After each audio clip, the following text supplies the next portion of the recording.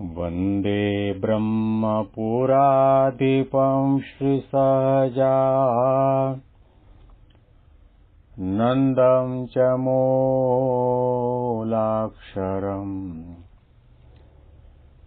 श्रेयस्कारणसद्गुणैकनिलयम् श्रीप्रागजिह्वावत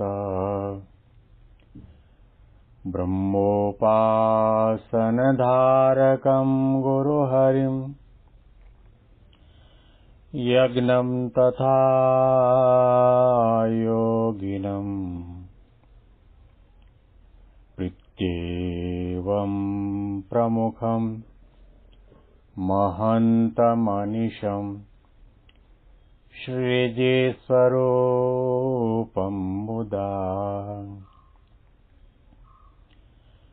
મહિમાનો મહિમા પ્રવચન માળામાં આજે 8મી જુલાઈ 2024 સોમવારના દિવસે તમામ સંતો હરિભક્તોને મારા સાષ્ટાંગ પ્રણામ. જય સ્વામિનારાયણ. હેપી વચનામૃત દ્વિશતાબ્દી મહોત્સવ. હેપી પ્રમુખ સ્વામી મહારાજ શતાબ્દી મહોત્સવ. છેલ્લા 14 દિવસથી આપણે ગઢડા અંત્યનું 12મું વચનામૃત સાંભળતા હતા. એની ગઈકાલે સમાપ્તિ કરી. એ વચનામૃતનું ટાઇટલ હતું કરામતનું. શ્રીજી મહારાજે આપણા આત્યંતિક કલ્યાણ માટે, આપણી નિર્વિઘ્ન ભક્તિ માટે, ઉપાસનાની દ્રઢતા માટે અને ક્યારેય પણ સાધના માર્ગમાં ભૂલે ચૂકે પણ ભગવાન કે ભગવાનના સંતનો દ્રોહ ન થાય એનું જાણપણું રાખવા માટેની અદ્ભુત વાતો મહારાજે આ કરામતના વચનામૃતમાં બતાવી. એવી એક ટેકનિક બતાવી કે જો આ તરફ આપણું ધ્યાન હશે, નિશાન હશે, તો શ્રીજી મહારાજે કહ્યું કે એને કલ્યાણના માર્ગમાં કોઈ વિઘ્ન નહીં આવે. એ વચનામૃતની સમાપ્તિ ગઈકાલે કરી. આજે આપણે આગળના વચનામૃતનો પ્રારંભ કરી રહ્યા છીએ. સ્વામિનારાયણ હરે. વચનામૃત ગરડા અંત્ય પ્રકરણનું 13મું. દેશકાળે એકાંતિક ધર્મ રહ્યાનું સ્વામિનારાયણ હરે સંવત 1884 આષાઢવદી 9મીને દિવસ સ્વામી શ્રી સહજાનંદજી મહારાજ શ્રી ગઢડા મધ્યે દાદા ખાતેના દરબારમાં ઉગમણે દ્વાર ઓરડાની ઓસરીએ વિરાજમાન હતા અને સર્વ શ્વેત વસ્ત્ર ધારણ કર્યા હતા અને કંઠને વિશે મોગરાના પુષ્પના હાર પહેર્યા હતા અને પાઘને વિશે તોરા વિરાજમાન હતા અને પોતાના મુખારવિંદની આગળ મુનિ તથા દેશની હરિભક્તની સભા ભરાઈને બેઠી હતી અને આગળ મુનિમંડળ દુકડ સરોદા લઈને કીર્તન ગાવતા હતા. મહારાજ સભામાં પધાર્યા એ પહેલા મહારાજના સમયથી આ એક પ્રણાલિકા ચાલી આવી છે કે સભાની શરૂઆત થતા પહેલા ધૂન, પ્રાર્થના, ભજન, કીર્તન કરવામાં આવે. મહારાજ સભામાં પધારે એ પહેલા સંતો ભજન કીર્તન દુક્કડ સરોદા લઈને કરતા હતા. કારણ કે સંતોને ખ્યાલ છે અને શાસ્ત્રોનો પઠન પણ કર્યો છે અને સત્સંગ દ્વારા પણ જાણવામાં આવ્યું છે કે ભગવાનને ભજન ભક્તિ બહુ ગમે છે. કીર્તન કરે, ભજન કરે, કથા વાર્તા કરે, સંત અને ભગવંતને બહુ ગમે. એક વખત ભગવાન વિષ્ણુએ નારદજીને કહ્યું, નાહમ વસામી વૈકુંઠે યોગીનામ હૃદયેપી ચ. નારદજી, તમે એવું નહીં માનતા કે હું વૈકુંઠમાં રહું છું અને એવું પણ ન માનતા કે હું યોગીઓના હૃદયમાં રહું છું. નાહમ વસામી વૈકુંઠે યોગીનામ હૃદયેપી ચ મદ્ભક્તાઃ યત્ર ગાયંતિ તત્ર તિષ્ઠામિ નારદ. હે નારદજી, મારા ભક્તો દેહ ભાન ભૂલીને, સમયનું ભાન ભૂલીને કેવળ ભગવાનને રાજી કરવા માટે, પોતાના કલ્યાણના માટે મૂર્તિમાં તન્મય બનીને ભજન કીર્તન કરે છે. તત્ર તિષ્ઠામિ નારદ, ત્યાં આગળ હું રહું છું. અક્ષરધામમાં જ મહારાજ છે એવું ન માનવું. અક્ષરધામમાં છે ને છે, વ્યતિરેક સ્વરૂપે બિરાજમાન છે એની કોઈ ના નથી. પરંતુ જ્યાં આગળ કથા વાર્તાનો અખાડો ચાલતો હોય, ગોષ્ઠી થતી હોય, અંતરદ્રષ્ટિ થતી હોય, ભાવે કરીને ભક્તિ થતી હોય, અરે ભાવે કરીને જાડું વાળતા હો, વાસણ ઉટકતા હો, સંતો હરિભક્તોને પીરસવાની સેવા કરતા હો, બુટ ચપ્પલની સેવા કરતા હો, પાર્કિંગમાં સેવા કરતા હો, ત્યાં મહારાજ હાજરા હાજર રહે છે. જો ભાવથી ભક્તિ કરતા હઈશું, પ્રેમથી ભક્તિ કરતા હઈશું, એવું નથી કે તમે કંઠ દ્વારા, જવાન દ્વારા કીર્તન ભજન લલકારો, સાથે તબલા, વાજિંદ્ર, માઇક હોય, સામે હકડે ઠઠ સભા ભરાણી હોય, એમાં જે કીર્તન ગવાય એ જ ભજન નહીં. ભજન એટલે ગાવું એ તો ભજન છે જ. માળા કરવી એ પણ ભજન, પ્રદક્ષિણા કરવી એ પણ ભજન, દંડવત પ્રણામ કરવા એ પણ ભજન, ધ્યાન ને માનસી કરવી એ પણ ભજન, ઠાકોરજીને થાળ કરીને ધરાવવું એ પણ ભજન, પદયાત્રા કરીને મંદિરે દર્શન કરવા માટે જવું એ પણ ભજન. પણ સહી રૂપમાં સાચું ભજન કયું કે દેહ ભાવનો ત્યાગ કરો, સત્તા, સંપત્તિ, વૈભવ આ બધાના અહંકારને અળગું કરી, ભગવાનની અને સંતની મારા ઉપર બહુ મોટી કૃપા છે. આટલા મોટા સત્સંગ સમુદાયની અંદર મારા ઉપર એમણે કૃપા વરસાવી અને એમણે આજ્ઞા કરી કે આ મહિમાનો મહિમા પ્રવચનમાળા જ્યાં સુધી ચાલે ત્યાં સુધી ચલાવો. યોગી બાપાના મુખનું પાન, શાસ્ત્રી મહારાજ, યોગી બાપા, પ્રમુખ સ્વામીને, મહંત સ્વામીના પરમ કૃપાપાત્ર સંત એવા સદગુરુ પૂજ્ય ઈશ્વરચરણ સ્વામીએ મને આજ્ઞા કરી કે તમે નંદ સંતોના કીર્તનો પર ચિંતન કરો અને પ્રવચનો કરો. પોતાના મહાન ભાગ્ય માનીને કેવળ એમને રાજી કરવા માટે આપણે આ પ્રવચન કરીએ, સાંભળીએ, એ પણ ભજન છે. અને એટલા માટે નરસિંહ મહેતાએ ગાયું કે બેઠા બેઠા ગાય ત્યાં હું ઊભો સાંભળું, અને ઊભા ગાય ત્યાં હું નાચું રે. એવા સંતથી ક્ષણ નહીં વેગળો, ભણે નરસૈયો પદ સાચું રે, પ્રાણ થકી મને વૈષ્ણવ વાલા. વૈષ્ણવ એટલે ખાલી કપાળમાં લાલ કલરનું ઊભું તિલક લગાવ્યું એ જ વૈષ્ણવ નહીં. વૈષ્ણવ એટલે કે વશીકૃતાની નવસંખ્યકાની ઇન્દ્રિયાણી એન સહ વૈષ્ણવ, જેણે પોતાના 5 ઇન્દ્રિયોને 4 અંતઃકરણ મન, બુદ્ધિ, ચિત્ત અને અહંકાર એને વશ કર્યા હોય અને ભગવાનની મૂર્તિમાં જોડી દીધા હોય, એ સાચો વૈષ્ણવ છે. અને એવો વૈષ્ણવ, એવો ભક્ત ભગવાનની મૂર્તિમાં તન્મય બનીને કથા કરતો હોય, પ્રવચન કરતો હોય, પારાયણ કરતો હોય, કીર્તન કરતો હોય. અરે મહિલા હરિભક્ત હોય તો રસોડામાં મહારાજ અને સ્વામીના નામ રટણ સાથે, સ્મરણ સાથે રોટલી વણતા હોય, પૂરણપુરી વણતા હોય કે ઢેબરા કરતા હોય તો પણ એ ભજન કહેવાય. મનમાં એક જ ભાવ હોય કે મારે ઠાકોરજીને ધરાવવું છે, ઠાકોરજી પ્રેમથી આરોગશે, મારા કેટલા મોટા ભાગ્ય કહેવાય કે મારા હાથના બનાવેલા ઢેબરા સ્વામી બાપા જમશે, ઠાકોરજીને સંતો જમશે. આવા ઉત્સાહ અને ઉમંગ સાથે પ્રેમ અને ભાવથી બનાવવામાં આવે તો રસોડાની ક્રિયા કરતા હોય તે પણ ભજન છે. બુટ ચપ્પલની સેવામાં હો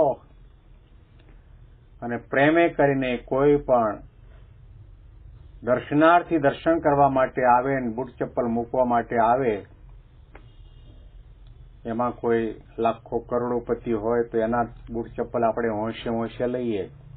પણ કોઈ ગરીબ હોય તો ત્યાં પણ એટલો જ ભાવ રાખવામાં આવે કે મારા કેટલા મોટા ભાગ્ય કહેવાય કે આવા ભક્તો જે ઠાકોરજીના દર્શન માટે, સમાગમ કરવા માટે, કથા વાર્તા સાંભળવા માટે આવ્યા છે, એના ચરણની રજ મને માથે લગાડવાનો, એની સેવા કરવાનો મને ક્યાંથી લાભ મળે?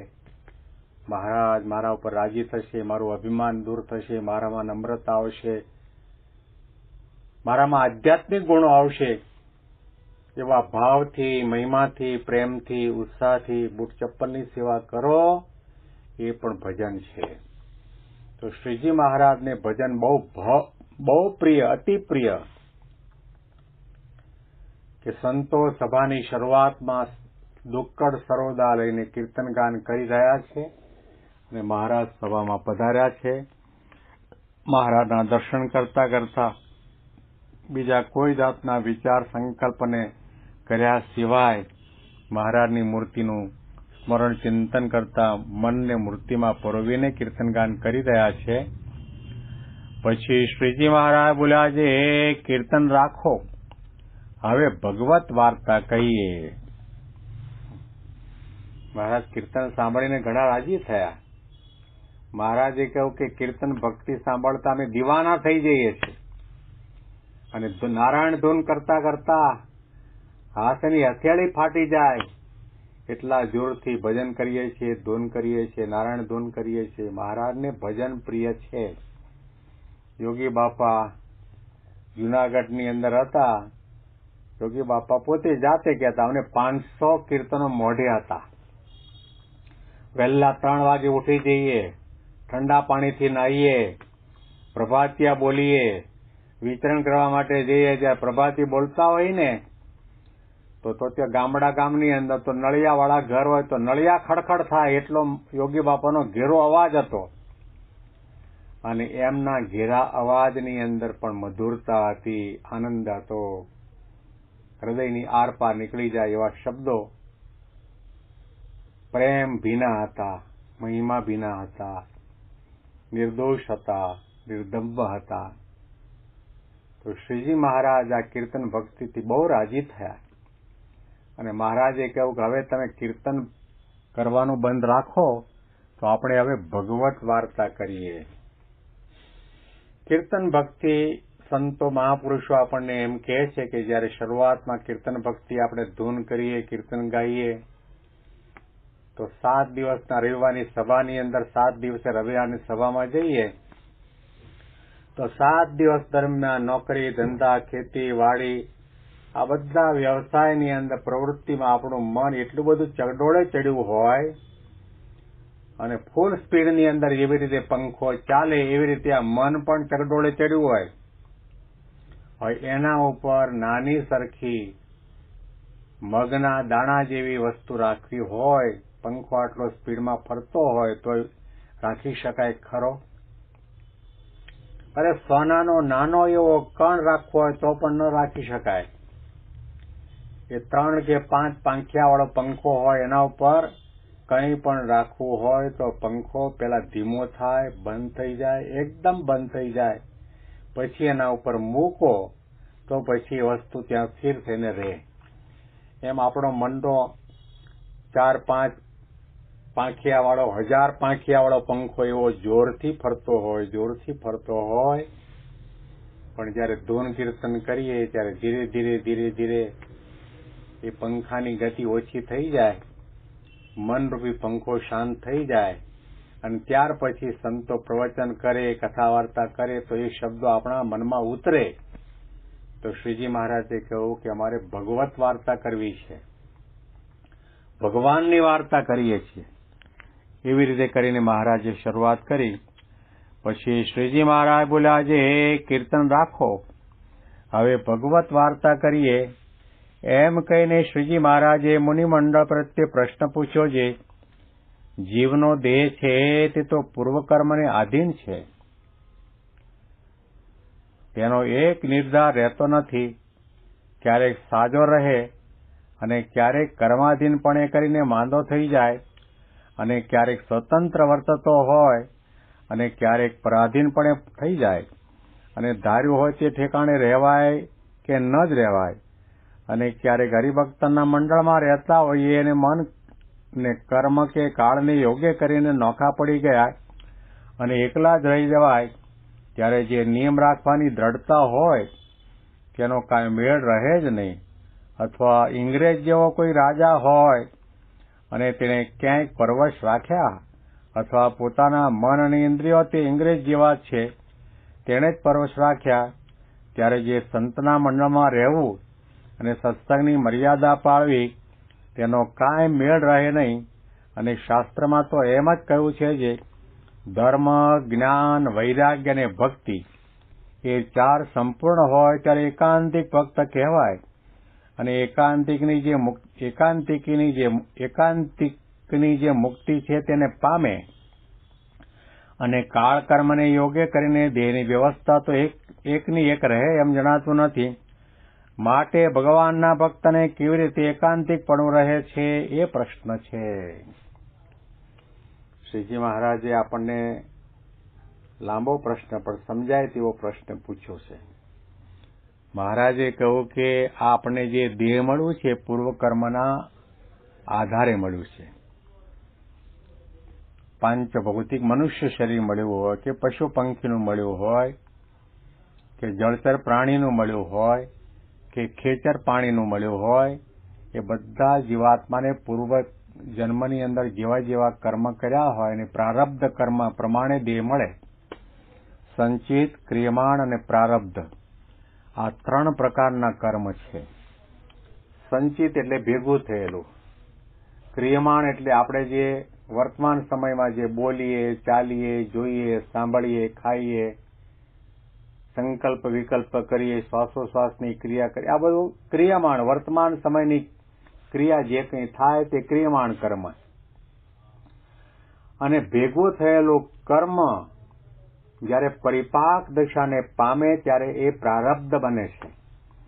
અને આપણું શરીર સ્વામી બાપાએ કહ્યું છે અને સ્વામીએ પણ વાતમાં લખ્યું કે આ શરીર છે પ્રારબ્ધનું છે. કોઈ 5 વર્ષ જીવે, કોઈ 10 વર્ષ જીવે, કોઈ 50 વર્ષ જીવે, કોઈ 80 વર્ષ જીવે, કોઈ 100 વર્ષ જીવે.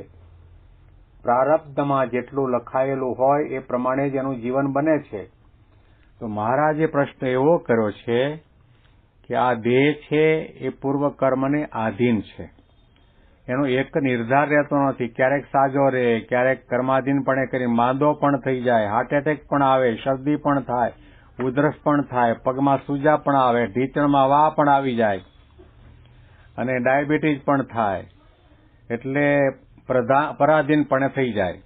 અને ધાર્યું હોય તે ઠેકાણે કોઈ વખત રહેવાય ને કોઈ વખત ન પણ રહેવાય. કાળ કર્મના યોગે કરીને પોતાના હરિભક્તના મંડળમાં કે સંતના મંડળમાંથી નોખા પણ પડી જવાય ને એકલા થઈ જવાય. અને તે વખતે નિયમ રાખવાની જે દ્રઢતા હોય તેનો કાંઈ મેળ રહેતો નથી. મહારાજે કે અંગ્રેજ જેવો કોઈ રાજા હોય ને આપણને કંઈક પરવેશ કરીને કંઈક ગોડાઉનમાં કે એવી જગ્યાએ નાખી દીધા હોય તો ત્યાં આપણા ધર્મ નિયમ પડાય ન પડાય એવું બધું થાય. મહારાજ કે આ મન અને ઇન્દ્રિયો તો અંગ્રેજ જેવા છે, તેણે આપણને પરવેશ રાખ્યા છે. તો સત્સંગના મંડળમાં હોય ત્યારે સત્સંગની મર્યાદા પડાય, પણ જ્યારે દૂર રહીએ ત્યારે પણ સત્સંગની મર્યાદામાં રહેવાય. મહારાજે ધર્મ, જ્ઞાન, વૈરાગ્ય અને ભક્તિ જેનામાં હોય એને એકાંતિક ભક્ત કહેવાની. એવો એકાંતિક ભક્ત છે ભગવાનના ધામને પામે છે. તો કઠણ દેશકાળ આવે તે વખતે પણ એકાંતિકપણું રહે, ધર્મ બરાબર પડાય, નિયમ બરાબર પડાય, ભક્તિ થાય, જ્ઞાન, વૈરાગ્ય આ બધું એમનું એમ અડીખમ રહે. એના માટેનું કઈ સમજણ છે, શું કરવું જોઈએ, આના અનુસંધાનમાં વિશેષ વાતો આપણે આવતીકાલના પ્રવચનમાં સાંભળીશું.